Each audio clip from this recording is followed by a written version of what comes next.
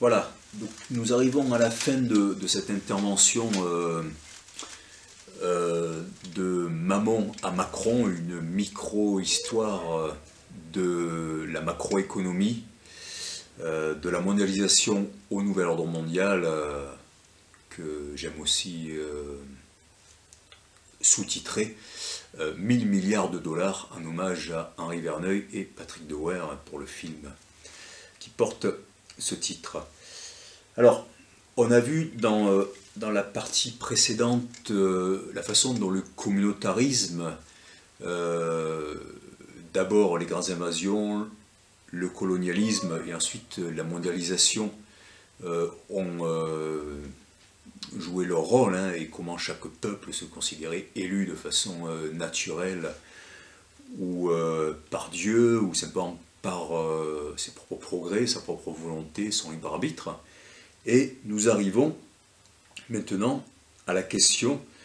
de l'État d'Israël et de l'histoire du peuple juif. Et nous allons voir que, comme les autres peuples, eh bien, il est victime de ceux qui prétendent le défendre, le guider vers le bien, vers le salut. Et c'est vraiment terrible de voir ça à travers l'histoire. Voilà. Alors, dans l'Ancien Testament, comme dans toutes les religions et les mythologies, hein,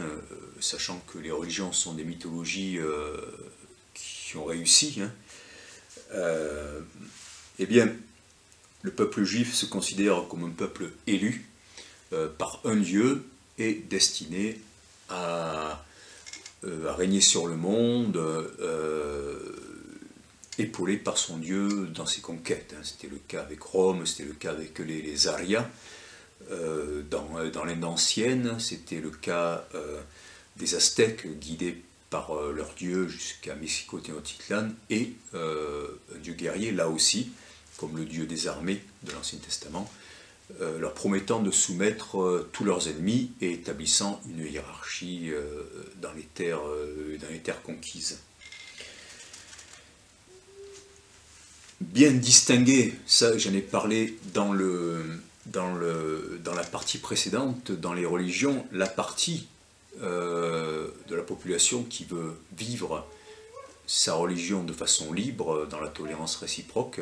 et puis la partie qui désire conquérir, imposer, sinon une religion, eh bien l'extension de son territoire. Et dans le cas des Hébreux, on voit bien ça, hein, entre l'idée d'un Messie qui libérera Israël à Rome, hein, et à chaque fois, après la diaspora, revenir à Jérusalem et simplement habiter la terre que Dieu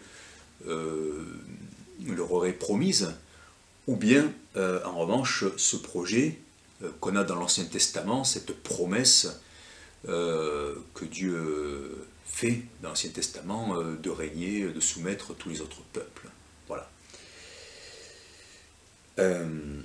Alors, destruction du temple de Jérusalem par Titus, après la grande révolte juive en 70 après Jésus-Christ, et là c'est la diaspora de partout, où les Israélites le peuvent, et eh bien, c'est la survie, avec l'extrême racisme de la plupart des royaumes qui les reçoivent, interdiction de cultiver la terre, interdiction de rentrer dans les ordres, interdiction de porter les armes, et souvent le cantonnement au pré, bon, l'artisanat évidemment, hein, et puis d'autres professions, mais du coup, ces royaumes chrétiens, hein, avec des populations qui prêtent aux Juifs parce que c'est un péché pour eux de prêter, de faire le prêt à usure, et qui donc enferment les communautés juives dans leur ghetto, dans ce rôle de prêteur, de banquier, hein, qui est impur, qui est méprisable, mais qui est pratique. Et du coup, progressivement, évidemment, une collaboration des puissances politiques ou monarchiques ou des guerriers, des marchands, avec eh bien, ceux à qui on avait confié le prêt à usure, la banque entre autres, hein, même si ce n'étaient pas les seuls. Mais c'est quand même extrêmement important pour bien comprendre hein, la façon dont on a stigmatisé et réduit et souvent agressé avec de terribles pogroms les communautés juives enfermées dans des ghettos misérables, parfois comme à Venise, le ghetto c'était la forge, hein, parce qu'au cas où les forges flambaient, eh bien, finalement c'était les juifs qui brûlaient, c'était pas si grave que ça. Et de l'autre côté aussi, cet inconscient collectif du peuple juif, avec l'Ancien Testament, la Torah, disant qu'ils ne doivent pas se mélanger, hein, rester dans leur communauté. Bon, ce qui était commun aussi aux autres religions, là on le voit. Hein. Et puis du coup, cette façon d'être privé de terre, de nation, hein, qui provoque une grande nostalgie, mais évidemment une envie des pays qui ont bâti des États-nations et qui peuvent faire partie d'un groupe, même si à l'intérieur de ce groupe, il y a énormément d'injustice et d'oppression hein, dans les anciens royaumes, comme aujourd'hui. Et on arrive comme ça à la révolution industrielle, la colonisation, enfin, d'abord la Renaissance, la colonisation, la révolution industrielle, et là, évidemment,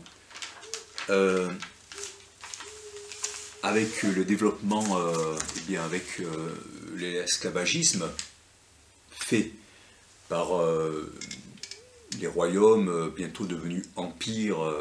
français, anglais, espagnol, portugais, hollandais, anglais, eh bien forcément la richesse explose, donc la banque explose aussi. Donc ceux qui tiennent la banque, ceux à qui on a confié le prêt à usure, forcément leur richesse va aussi exploser. Et on arrive ainsi au XIXe siècle avec la révolution industrielle, l'exploitation du prolétariat, hein, avec des immenses empires industriels qui sont loin d'être tenus, là encore, par des juifs, hein, mais avec forcément l'augmentation comme ça exponentielle du grand capital industriel et de la banque. Pendant que l'immense majorité du peuple juif continue à vivre dans des ghettos, dans des conditions extrêmement difficiles, toujours avec du racisme et les pogroms en Europe de l'Est en particulier, qui forcent les populations juives à s'exiler, particulièrement aux États-Unis, à New York, où ils sont rejoints eh bien, par les Irlandais, qu'on cherchait complètement à exterminer, on l'a vu aussi, les Anglais, hein, en deux fois, avec Cromwell au XVIIe siècle, qui a exproprié des dizaines de milliers de fermiers irlandais, hein, catholiques, et a fait 600 000 morts, et puis ensuite la grande famine voulue par l'Angleterre pour exterminer un maximum de Celtes, hein, en empêchant les bateaux d'arriver, en se félicitant que bientôt il n'y aurait plus ces Irlandais voilà, qui, en raison de leur race, comme on disait à l'époque, Celtes, et de leur religion catholique, étaient bien des ennemis héréditaires ou des peuples qui n'étaient pas les moteurs de l'histoire, des peuples sous-développés. On était au début de l'eugénisme hein, et de la théorie raciale. Donc, le XIXe siècle, c'est aussi le début des réveils du nationalisme un peu partout contre les grands empires, l'empire austro-hongrois, l'empire anglais en Irlande, fin XIXe siècle, contre l'Empire anglais aussi en Inde. Et eh bien, à ce moment-là, bien sûr, en Amérique du Sud et en Amérique centrale, l'Angleterre, pardon, les États-Unis, là c'était déjà avant, hein, mais qui avaient repris leur indépendance par rapport à l'Angleterre en 1776. Mais quoi qu'il en soit, donc il y a ce réveil des nations, les révolutions atlantiques qu'on a vues en Amérique du Sud, avec le rôle des loges maçonniques souligné dans le livre La Grande Armée de la Liberté de Walter Breuer-Hostels,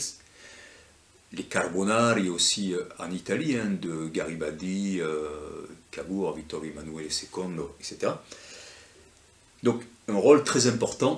des loges maçonniques, et on peut lire un progrès souvent pour les populations, avec des royaumes ou des empires qui chutent, un progrès réel dans un premier temps. C'est important de le préciser. C'est-à-dire dans l'éducation, dans la santé, dans le transport, dans les sciences, là il y a véritablement de grands progrès, et les francs-maçons font partie de ceux qui ont amené ce genre de progrès. Alors du côté des catholiques, on dit qu'ils ont apporté l'athéisme. C'est vrai que la plupart du temps il y a une forme d'athéisme ou l'idée du grand architecte de l'univers, mais il aurait fallu que les anciens régimes, les catholiques ou les protestants qui tenaient d'autres terres, etc. Et je rappelle que les hindous eux-mêmes ont fait beaucoup leur autocritique par rapport au fait qu'ils avaient arrêté d'être comme ça dans un progrès historique. Et il ne faut pas être nostalgique, il ne faut pas réécrire l'histoire, hein. Les représentants de ces peuples-là ont fait leur autocritique véritablement de façon sincère, sans être manipulés par rapport à ce qu'ils avaient oublié en chemin, parce que quelque part, par exemple, l'Orient est le gardien de l'éternité, des principes éternels, et l'Occident a toujours eu cette idée de faire avancer l'histoire en brisant tous les tabous, et ça vient du fait aussi qu'ils ont quitté leur territoire il y a très longtemps de l'Orient pour migrer de plus en plus vers l'Occident. Donc c'est le fruit peu à peu de populations qui ont beaucoup laissé le passé derrière eux, et c'est le cas aussi par la force des choses du peuple juif comme des protestants qui ont été chassés, persécutés, et qui ont dû tout reconstruire et donc s'adapter en de nombreux lieux et collaborer avec d'autres. Donc c'est extrêmement important de se rappeler tout ça. Et du coup, ce progrès, effectivement, a été porté par des populations souvent qui avaient été exclues ou qui avaient survécu, donc, mais avec évidemment toutes sortes d'autres peuples qui n'étaient pas passés par l'exclusion ou par la souffrance pour se dire on va amener quelque chose d'autre à l'humanité. Voilà. Et donc on arrive comme ça au projet sioniste, c'est-à-dire que le peuple juif, comme ceux qui réclamaient leur État, hein, les Irlandais, les Indiens et beaucoup d'autres, le projet sioniste d'avoir un État pour le peuple juif. Et la déclaration Balfour en 1917, pour permettre de financer encore l'effort de guerre des États-Unis, de l'Angleterre, dans la guerre contre l'Allemagne, eh bien, voit d'un bon œil la création d'un foyer juif en Palestine. Voilà. Et exactement en même temps, à une année près, eh bien, c'est les accords Sykes-Picot, c'est-à-dire la France, qui signe des accords secrets, hein, Picot qui signe des accords secrets avec l'Angleterre, Sykes, et qui décide de dépecer le Proche et le Moyen-Orient, pendant qu'il faisait croire aux Arabes qu'en s'engageant dans la guerre, en combattant contre l'Empire turc, eh bien, ils auraient un grand État pan-arabe. Voilà, donc une des plus grandes tromperies du siècle. Et du coup, ça donne naissance à la situation catastrophique au Proche-Orient, en Terre Sainte. C'est comme ça que j'aime l'appeler par respect des religions. Avec le refus de deux États séparés en 1947 lors de la création de l'État d'Israël et la Nakba, hein, donc l'exode des Palestiniens. Et là, il y a des bruits divers qui courent, hein, des théories différentes. Pour certains, les pays arabes leur auraient dit quittez Jérusalem, quittez vos territoires, nous allons venir, nous allons exterminer les Juifs. Et pour d'autres, on leur aurait fait croire que c'est les Juifs qui allaient les exterminer. Bon. Voilà, donc une situation qui n'a cessé d'empirer avec 7 millions d'Israéliens, 7 millions de Juifs, des Palestiniens aussi à l'intérieur de l'État d'Israël, hein, et 300 millions d'Arabes autour, donc une situation extrêmement compliquée. Bien, on fait une pause et on revient pour la fin.